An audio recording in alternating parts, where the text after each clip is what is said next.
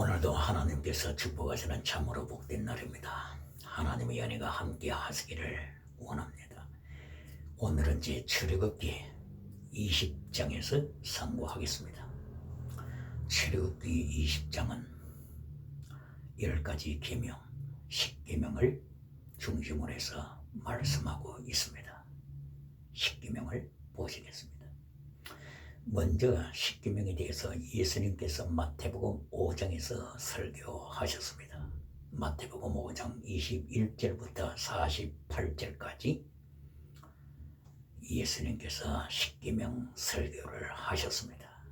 그러므로 시대가 10계명을 버리면 안 됩니다. 예수님께서 명령하신 10계명, 구약시대에는 성부 하나님께서 명령하신 10계명, 삼위일체 하나님께서 출애굽기 제20장을 통하여 명령하신 10계명을 버릴 때 세상은 흑암으로 뒤덮이게 됩니다. 이리하여 동성애가 세상을 밟아버립니다. 교회를 밟아버립니다.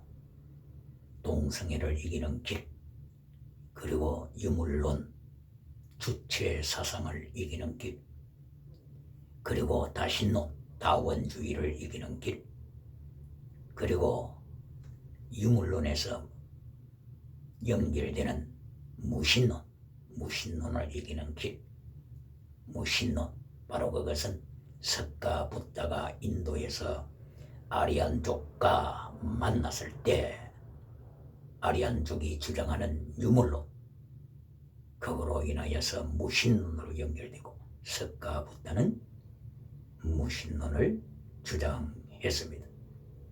그럼으로써 유물론에 빠질 때, 그리스의 유물론에 빠질 때, 헬라 그리스의 다신론 빠질 때 바로 10계명을 이어받게 되는 것입니다. 그리고 또한 10계명을 버리면은 짐승주의 문화로 빠져들어가게 됩니다. 찰스 다윈이 바로 유럽의 유물론에 발현되는 짐승주의 문화하에서 짐승이 인간으로 변천됐다고 하는 신화론을 만들어서 오늘날 어린이들, 자녀들을 학교에 보낼 때 얼마나 많은 영혼을 죽이고 있습니까? 바로 이 모든 타락된 세속적인 문화, 하나님을 떠난 문화, 인본주의 문화, 인본주의 인문학의 문화, 인본주의 철학의 문화를 이기기 위하여서는 하나님께서 주신 10계명, 이것을 철저하게 교회에서 가르쳐야 되고, 철저하게 성도들이 무장해야 되고, 가정에서는 철저하게 자녀들에게 교육시킬 때, 하나님의 10계명으로서 무장할 때 마지막 심판으로 오시는 우리 주 예수 그리스도 앞에서 칭찬받으며 영원한 상급을 받게 됨을 성경은 강조합니다. 그래서 예수님께서 마태복음 5장 21절 말씀부터 48절까지 10계명을 설교하시고 너희는 온전한 자가 되라. 이것이 48장의 결론입니다. 너희는 온전한 자가 되라. 바로 이것은 온전한 자가 되는 것은 어떻게 될 수가 있습니까? 예수 그리스도의 보혈의 권세, 그리고 성령님의 능력의 권세를 통하여서 사랑의 열매를 맺게 됨으로써 사랑의 열매, 바로 그것은 율법의 완성, 바로 이것은 10계명을 순종하는 것을 말씀하는 것입니다. 이로하여 예수님께서는 온전케 되는 성도, 예수님을 닮아가는 성도, 하나님을 닮아가는 성도, 성령의 능력으로서 율법을 이루는 성도로 축복하십니다. 바울 사도도 로마서 13장 8절 이하여서 10계명을 강조했습니다. 사도 요한도 요한계시록 14장 12절에서 10계명을 강조했습니다. 그리고 요한계시록 21장 7절로 8절, 그리고 22장 14절로 15절에서 천국이냐 지옥이냐, 바로 결론 부분에서 여기에 말씀을 하실 때 하나님께서는 사도 요한의 입을 여셔서 십계명에 대하여서 강력하게 언급하셨습니다. 그러면 하나님께서 출애굽기에 나타나셔서 십계명을 주신 그 배경에 대하여 잠깐 보시겠습니다. 하나님께서는 모세를 부르셨고 하나님께서는 모세를 통하여서 하나님의 백성을 출애굽시키셨고 이리하여 마침내 신의 산 아래까지 신의 광야에 도착했습니다. 이때까지가 한 3개월 걸렸다고 그렇게 기록하고 있죠. 신광야까지 이를 때 1달 반이 걸렸다고 말씀했으며 신의 산 광야에 도착했을 때가 3개월 정도 걸렸다고 기록이 되어 있습니다. 하나님께서는 모세에게 명령하셨습니다. 사흘째를 준비하라. 하나님께서 모세에게 그리고 백성에게 명령하셔서 사흘째 이하여서 거룩하게 하라. 거룩을 준비하라. 거룩한 삶으로 사흘째를 준비하고 기다리라고 말씀을 했습니다.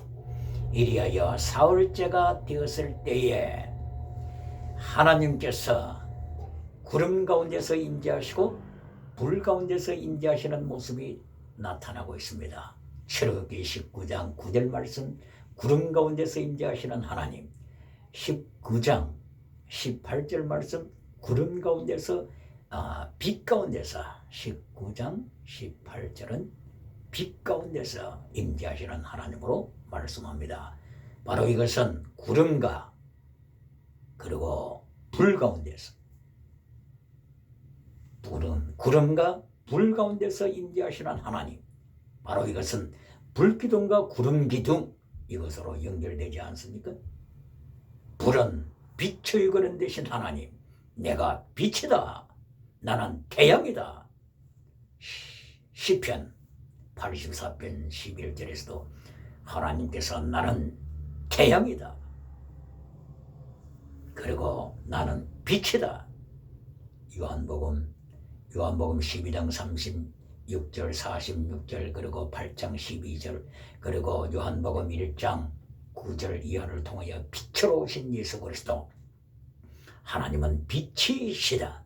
요한일서 1장 5절 이하에서도 하나님은 빛이시다. 이렇게 말씀하시면서 빛의 그런 대신 하나님, 불기둥 가운데 임재하시는 모습이 나타납니다. 그리고 생수의 그런 대신 하나님, 우리 주 예수 그리스도, 생수의 그런 대신 예수 그리스도, 생수의 그런 대신 하나님.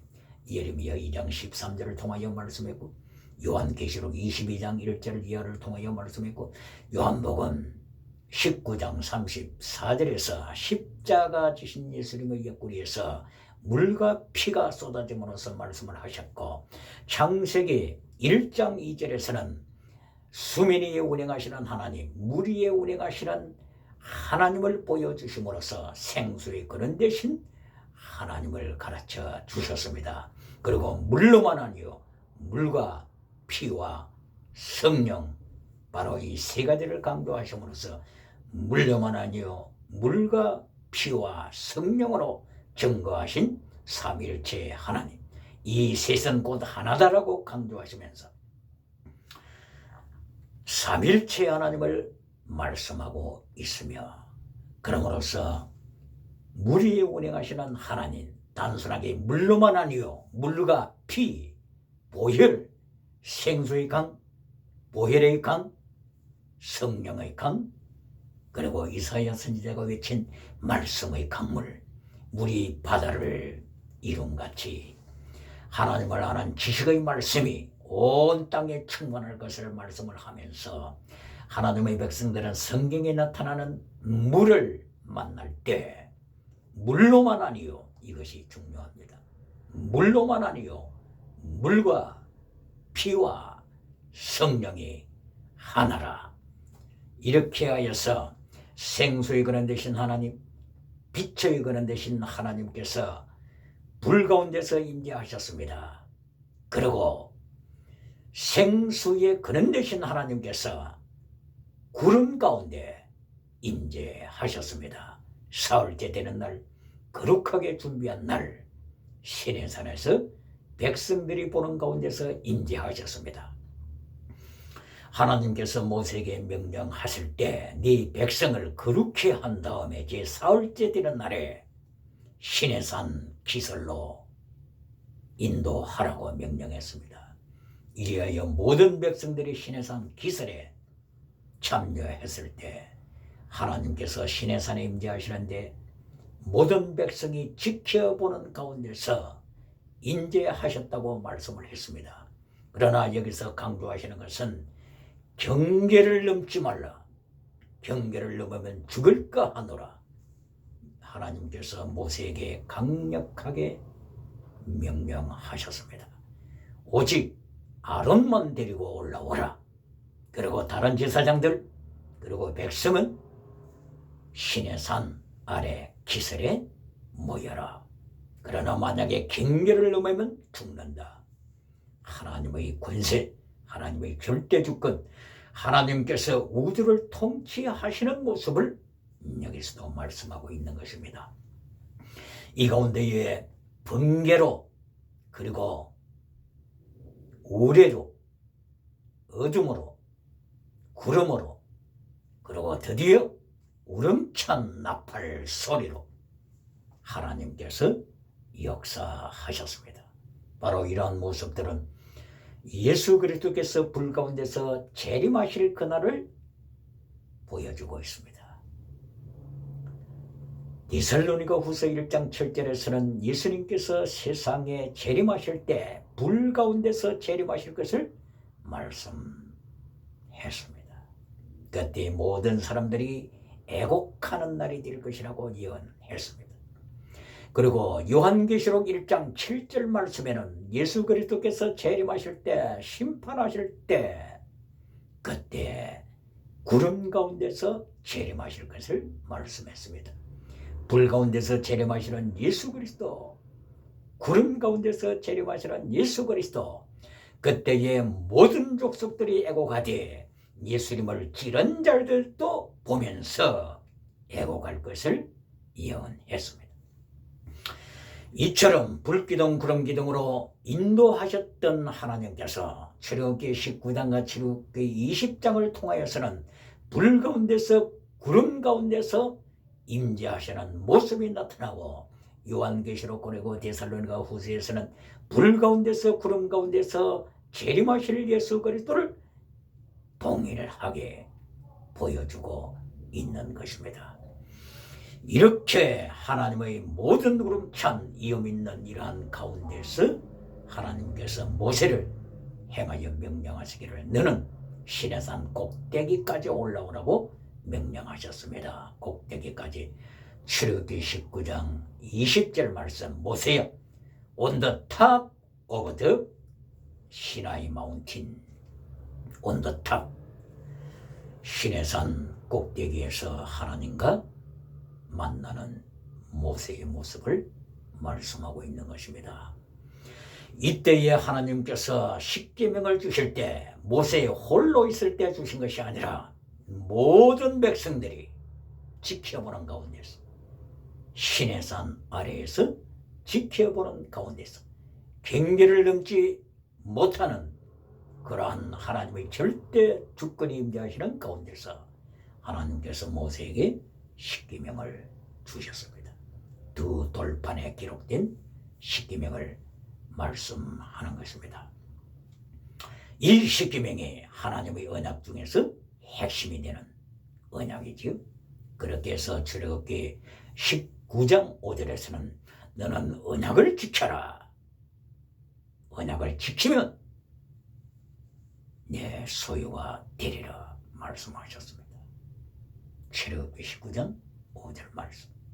그리고 너는 내 목소리를 들어라. 목소리를 듣는 것이 아니라 너는 내 목소리, 하나님의 목소리에 복종하라. Obey the voice of God. 하나님의 목소리, 하나님의 음성에 복종하라고 명령하셨습니다. 오늘도 하나님의 음성을 들었다고 하는 사람이 있습니까? 어젯밤에 꿈속에서 하나님의 음성을 들었다든지 기도하는데 금식 기도할 때 하나님의 음성을 들었다든지 하는 사람이 있습니까? 출애굽기 19장 5절을 통하여서 분명하게 각인시켜야 합니다. 너는 하나님의 목소리에 복종하라. Obey to the voice of God. 사탄도 하나님의 음성을 듣습니다. 타락한 아담도 하나님의 음성을 숲속에 숨어서 들었습니다. 창세기 3장 7절 이하에서 나타나고 있습니다. 그러므로 하나님의 음성을 듣는 것이 최선의 것이 아닙니다. 이제는 66권 성경을 통하여 하나님의 음성을 성경을 통하여 얼마든지 듣게 됩니다. 중요한 것은 하나님의 음성, 하나님의 목소리에 복종하는 자가 지혜자요 능력자인 것입니다. 그러나 결론적으로 보게 되면 하나님의 언약에 백성들은 복종하지 못했다고 예레미야서 31장 31절을 이하를 통하여 말씀하고 있습니다. 이래하여 예레미야 입을 열어서 예레미야서 31장 31절에 내 언약을 파괴시킨 자야. 그러므로서 하나님께서 새 언약을 주신다고 약속하셨습니다. 언약을 파괴시킨 자, 언약을 파괴시켰을 때 하나님께서는 이것으로 마치시지 아니하시고 예수 그리스도를 통한 새 언약. 그러므로 예수 그리스도께서는 십자가 지시기 직전에 성찬식을 통해서 제자들에게 이 잔과 빵을 받아라. 바로 언약의 피다. 새 언약의 피. 예수님께서 강조하셨습니다. 새 언약으로 회복시키시는 예수 그리스도의 보혈, 예수 그리스도의 은총. 그러므로 히브리서 5장 6장 7장 8장 계속하여서 새 언약 예수 그리스도, 새 언약을 이루시는 예수 그리스도를 강조하셨습니다. 예레미야서 31장 31절 32절 33절을 통하여 파괴된 언약에 대하여서 하나님께서 이제는 돌비에 새긴 언약이 아니라 네 마음판에 새기는 언약을 주리라고 말씀하셨습니다. 마음판에 새겨주시는 하나님의 은총. 마음이, 내 마음에, in the heart, 네 마음에 율법을 새겨주리라고 말씀하셨습니다. 토라를 마음판에 새겨주신다고 하셨습니다. 토라에 있어서 더 중한 율법은 어느 것입니까? 더 중한 율법. 그 바로 예수님께서 마태복음 23장 23절을 통하여서 더 중한 율법, 많은 율법 중에서 그리고 10가지의 십계명 율법 중에서 더 중한 율법을 믿음, 진리, 사랑이라고 말씀을 하셨습니다. 피스티사, 크리시사, 엘레오사 세 가지를 말씀하셨습니다. 구약시대에는 체딕, 미시바드, 헤세드라고 말씀하셨습니다. 이 세 가지가 율법 중에서 더 중한 율법입니다.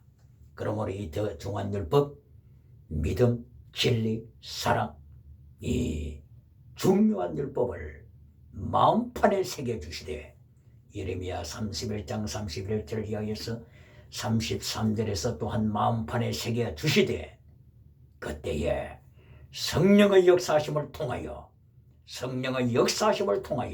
마음의 할례를 받으라고 하신 로마서 2장 28절 이하 이렇게 마음의 할례, 성령님의 역사로 이렇게 하나님께서는 성령님의 능력으로 하나님의 자녀들이 가슴 속에 말씀을 심어 주십니다.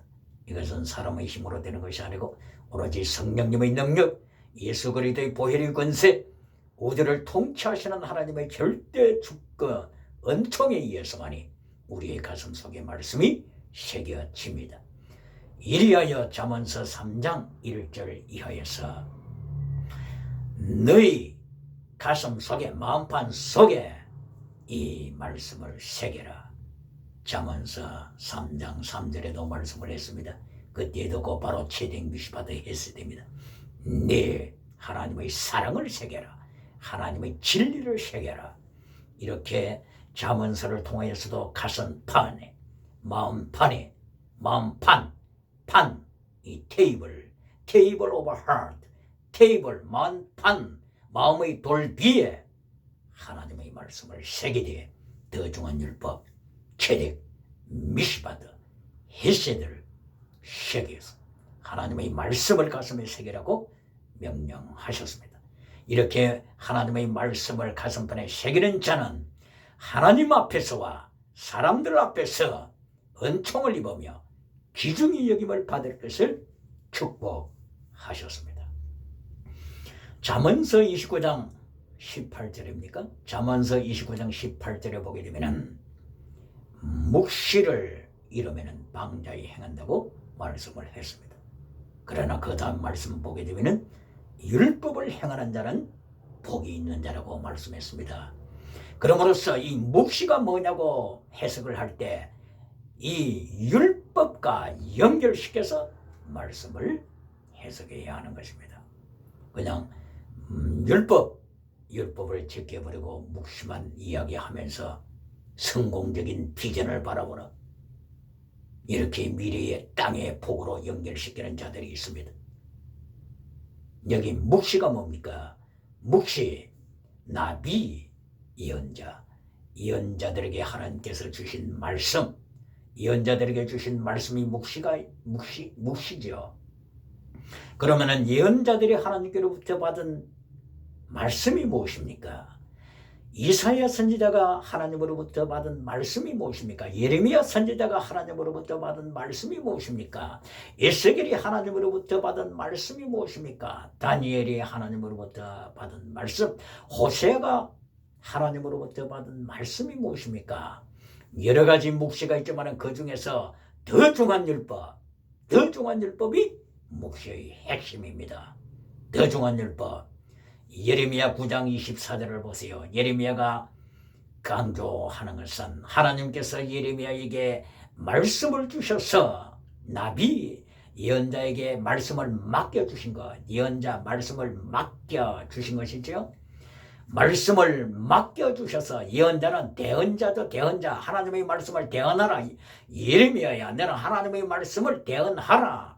이렇게 예언자는 대언자입니다. 하나님의 말씀을 대신 선포하는 자입니다. 이때의 예레미야 9장 24절에서 예레미야는 부자된 것을 자랑하지 말고 용맹한 것을 자랑하지 말라. 세속적인 지혜를 자랑하지 말고 오로지 자랑할 것은 채택, 미시바드, 헤세드, 믿음, 진리, 사랑, 이것을 하나님께서 명하시고 하나님께서 이것을 행하시는 것을 깨닫는 자, 이 사람이 지혜자라고 말씀을 하시면서 마음의 할례, 성령으로 마음의 할례를 외쳤습니다. 이름으로써 이사야를 비롯하여 호세아를 비롯하여서 다니엘을 비롯하여 예레미야 선지자를 비롯하여서 저들이 받은 묵시의 더 중한 것, 바로 그것은 채택 미시바드 헤세드, 믿음, 진리, 사랑입니다. 그러므로서 잠언서 29장 18절 여기서 묵시가 없으면 방자히 행하는데 율법을 지키는 자가 복이 있는 자라. 바로 묵시란 율법 중에서도 더 중한 것은 채택 미시바드 헤세드, 믿음, 진리, 사랑입니다. 이렇게 하나님의 더 중한 율법을 지켜버리고 묵시를 땅의 성공 비전으로 연결시켜서 세상 성공주의자로 메시지가 결론이 된다면 유물론 주체 사상의 문을 열어주는 것입니다. 왜 그렇습니까? 성공주의도 땅의 복이죠. 유물론 주체 사상도 하늘의 복을 지켜버리고 땅의 복으로 결론 맺는 자들이죠. 그러므로 교회가 땅의 복으로 결론을 맺을 때, 성공주의 메시지로 결론을 맺을 때 karl 막스의 유물론 주체 사상이 세상에 등장하도록 길을 열어주는 자가 되는 것입니다. 포에르바 유물주의자가 세상에 나오도록 문을 열어주는 자가 되는 것입니다. 북한의 주체 사상이 유물론 주체 사상이 세상에 나와서 장래행 교회를 밟아버리도록 길을 열어주는 메시지가 땅의 복으로 길을 짓는 메시지인 것입니다. 그러므로서 다시 한번 강조하는 것은 잠언서 29장 18절을 통하여 묵시 율법을 지키는 자가 복 있는 자다고 말씀을 하시므로 그 율법의 핵심은 그 바로 십계명으로 연결되는 것입니다. 십계명을 세 가지로 만든다면은 최대 미시판다 헤세드입니다. 믿음, 진리, 사랑입니다. 십계명을 한 단어로 표현한다면은 사랑입니다. 사랑. 신명기 6장 4절 이하에 나타나는 목숨을 다하여 하나님을 사랑하라고 하는 사랑입니다. 일어날 때든지 길에 행할 때든지 네 자녀들에게 가르치라고 하는 사랑. 이것이 십계명을 한 말씀으로 표현한 것입니다. 그래서 이 출애굽기 19장과 20장을 통하여서 하나님께서 십계명을 백성들에게 주시는데 모세를 통하여서 주십니다. 이것은 하나님께서 모세에게 말씀을 주시고 모세는 지도자들에게 이 말씀을 또한 전수하게 됩니다. 백성들에게 하나님의 말씀을 십계명을 가르쳐서 온 세계에 이사야 선지자가 꿈꾸고 고백했던 물이 바다를 덮은 같이 여호와라는 지식의 말씀이 온 땅에 충만할 것을 성취하는 것입니다. 바로 이것은 창세기 제2장 9절 이하에서 에덴 동산에서 솟아나는 강물이 4개의 강으로 발전하여서 비손강, 기온강, 티그리스강, 유브라데스 강으로 발전하는 이 모습을 통하여 동서남북 선교, 땅끝 선교, 하나님의 말씀의 선교가 땅끝까지 이루어질 것을 예언하시고 명령하신 것입니다. 이리하여서 출애굽기 제20장 하나님께서 땅끝까지 선포되도록 주시는 말씀, 요한계시록 1장 1절 이하에서도 하나님께서 사도 요한을 부르시고 예수님의 계시를 사도 요한에게 주실 때, 밤모섬에 있는 사도 요한에게 계시를 주실 때 사도 요한은 4개의 이 계시를 단순하게 너를 위하여서 주노라가 아닙니다. 그때에 요한계시록 1장 1절 이하의 말씀은 하나님의 종들에게 계시를 전하기 위하여서, 하나님의 종들에게 계시를 전하기 위하여서 사도 요한을 불러서 천사를 보내서 계시했노라고 말씀하셨습니다.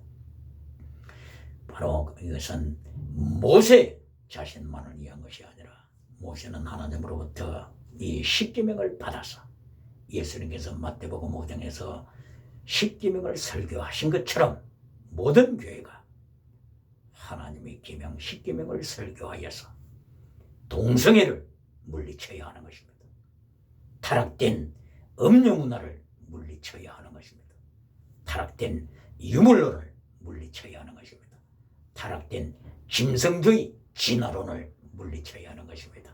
타락된 다신론 문화, 타락된 다원주의 문화를 물리쳐야 하는 것입니다. 할렐루야. 그러므로 20장 1절 이하에 나타나는 십계명을 보시겠습니다.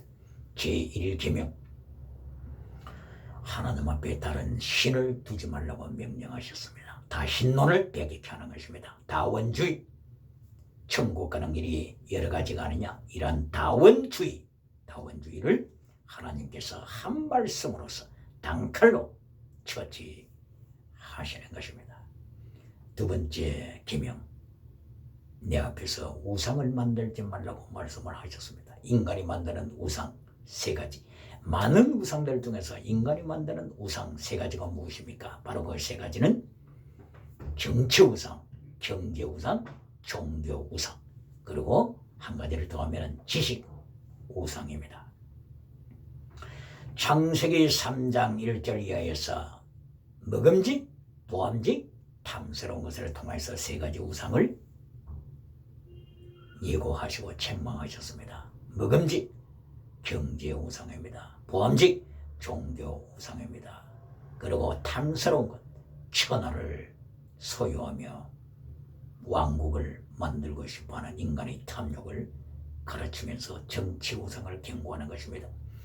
이리하여 선악과는 지식의 나무입니다. 치리옵은 나르지, 지식의 나무이기 때문에 지식의 우상, 이것이 무섭게 도전해 오고 있습니다. 아기들이 처음에 어릴 때 태어났을 때는 하나님의 말씀을 받으면 누가 거부합니까? 지옥에 대하여 거부합니까? 천국에 대하여 거부합니까? 아멘, 아멘 합니다. 그러나 하나님의 말씀보다도 지식이 그 어린이의 머리에 쌓일 때, 하나님의 말씀보다도 지식이 어린이 두뇌에 쌓일 때 점차적으로 지식의 우상에 넘어지게 되는 것입니다. 그러므로 중요한 것은 교회가, 그리고 부모들이 중요하게 기억해야 할 것은 자녀들의 머리에 지식이 들어오게 할 때 하나님의 말씀으로 무장시켜야 하는 것입니다. 하나님의 말씀, 학교 가기 전에 하나님의 말씀으로 무장시키고, 학교에서 돌아오게 되면 또다시 하나님의 말씀으로 무장시켜서 지식의 우상에 넘어지지 않도록 해야 하는 것입니다. 세 가지 우상, 정치, 경제, 종교 우상, 네 가지 우상, 정치, 경제, 종교, 지식의 우상, 이것이 오늘날 세계를 향하여 도전해 오고 있는 것입니다. 그러므로 하나님께서는 하나님 앞에서 우상을 만들지 말라고 명령하신 것입니다. 독일의 철학자 괴테, 작가 괴테가 독일 사람들을 염려하여서, 그리고 유럽 사람들을 염려하여서, 그리고 세상 사람들을 염려하면서 지은 책이 파우스트지 않습니까? 파우스트가 자기 영혼을 메피스토펠레스라고 하는 사탄에게, 악마에게 팔아버리고 지식을 받습니다. 그리고 세상 성공을 누립니다. 쾌락을 누립니다. 그리고 자선 사업을 하면서 자기 만족을 누립니다. 그러나 마침내 악마와 계약을 했던 마지막 날이 다가왔을 때 파우스트는 내세를 준비하지 못했습니다. 죽음 후의 일을 준비하지 못했습니다. 이리하여 마침내 절망적인 통곡을 합니다. 철학자 괴테가 백성들에게 경고하고 싶었던 바로 그 단어, 우상에게 네 영혼을 팔지 말라. 바로 오늘 종말의 때에 깊이 명심해야 할 귀한 멘토링이 되고 있습니다.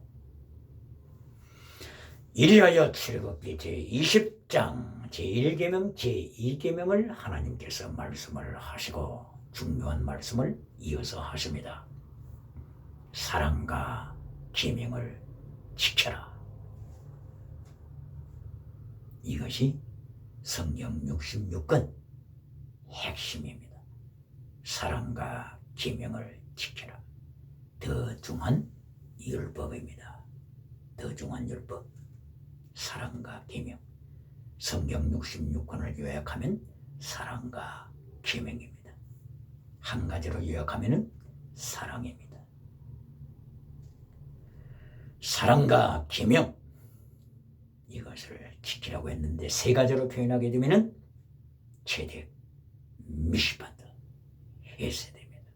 체득, 믿음입니다. 미시파트, 정의, 그리고 진리, 그리고 심판이라고 하는 저주먼트, 심판이라고 하는 의미가 미시팟에 있습니다. 왜 그랬습니까? 국가가 정의를 버리면 하나님이 심판하십니다. 개인이 진리를 버리고 교회가 진리를 버리면 하나님께서 심판하십니다. 요한 3서 1장 2절을 기록으로 맺고 요한 3서 1장 3절 말씀의 진리를 버리면, 교회가 진리를 버리면 요한 3서 1장 3절, 4절, 5절에 있는 진리를 버리면 하나님이 심판하십니다. 하나님께서 유물론을 들어서, 유물론 주체 사상을 들어서 심판하십니다. 하나님께서 심판하시는 도구는 여러 가지가 있습니다. 전쟁, 기근, 오력, 전염병 여러 가지가 있습니다. 하나님께서는 하나님의 도구를 들어서 교회를 심판하십니다. 마지막 때를 징계하십니다. 코로나 바이러스 때에 모든 인류는 하나님의 이 말씀을 기억해야 합니다. 하나님의 이 말씀, 요한 3서 1장 3절, 4절, 5절, 6절 진리를 지키라고 하는 말씀을 기억해야 합니다. 코로나 바이러스가 세계를 덮을 때 온 인류, 노아의 후손, 셈, 함, 야벳, 노아의 후손인 인류는 바로 십계명을 기억해야 합니다. 그리고 십계명을 듣는 것으로 만족하지 말고 하나님께서 19장 5절에서 명령하신 것처럼 Obey the voice of God, 하나님의 목소리에 복종하라. 하나님의 음성을 들었다고 만족해하는 사람이 있습니까? 하나님의 음성을 들었다고 간정 다니는 사람이 있습니까? 하나님께서 출애굽기 19장 5절 말씀에서 명령하십니다. Obey the voice of God, 하나님의 목소리에 복종하라. 십계명에 복종하라. 하나님의 말씀에 복종하라. 하나님께서 명령하십니다. 그렇지 않을 경우에 하나님께서는 최대 미시바드 헤스디에서 미시바드 저주먼트, 미시바드 정의, 진리에는 하나님의 심판이 포함되어 있습니다. 그러므로서 하나님의 음성을 듣기만 하고 복종하지 아니할 때 하나님께서는 심판하십니다. 이리하여 출애굽기 20장 제2번째 계명을 말씀하신 후에 하나님께서 종합적으로 말씀을 하시기를 하나님을 사랑하고 계명을 지켜라. 사랑과 계명을 강조하셨습니다. 하나님께서 말씀하시기를 하나님 말씀을 순종하지 아니하고 거부하는 자, 하나님을 미워하는 자 3, 4대까지 징계할 것을 말씀하셨습니다. 하나님을 미워하는 자에게는 조상 3세대, 3세대까지 하나님께서 징계하실 것을 말씀을 하시고, 그러나 하나님을 사랑하는 자, 계명을 지키는 자, 이들에게는 천대까지 은혜를 베푸신다고 하셨습니다. 은혜 베푸신다고 하는 이 은혜는 헤세드라고 하는 사랑입니다. 천대까지 언약적인 사랑, 커버넌트 로열티 사랑입니다. 언약적인 사랑, 하나님의 언약의 사랑을 천대까지 베푸신다고 하셨습니다. 그런데 여기 3, 4대까지 징계하셨다고 하는 이 말씀에 대하여서 한번 짚고 넘어가겠습니다. 혹자들은 조상의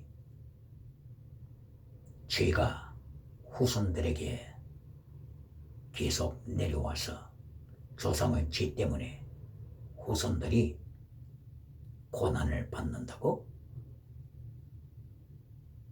말씀을 해석하는 경우들이 있습니다. 이리하여서 유대 나라가 바벨론의 포로가 되었을 때 조상 므낫세 왕 죄 때문에 포로가 될 수밖에 없었다. 이렇게 해석하는 메신저들이 있습니다. 예를 들면 열왕기 하서 23장